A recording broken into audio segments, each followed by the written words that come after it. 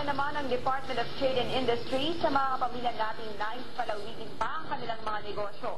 Magkakaroon po ng libreng small and medium o SME caravan ang ahensya na naglalayong makatulong sa ating mga kid at businessman na mas mapalago pa ang mga maliliit na hanap buhay.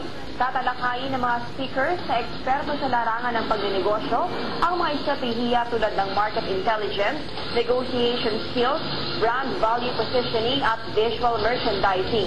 50 lamang ang pipiliin ng DTI para makasama sa SME Caravan. Sa mga interesadong dumalo, maaaring makipag-ugnayan sa himpilan ng DTI Batangas sa mga impormasyong naka-flash sa inyong screen.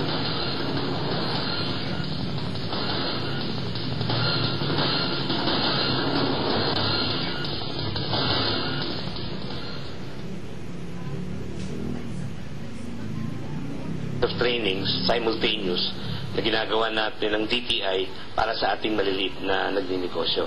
At ito ay naglalayon na mapaangat ang kanilang kakayahan na maging competitive, no, sa kanilang ginagawang negosyo.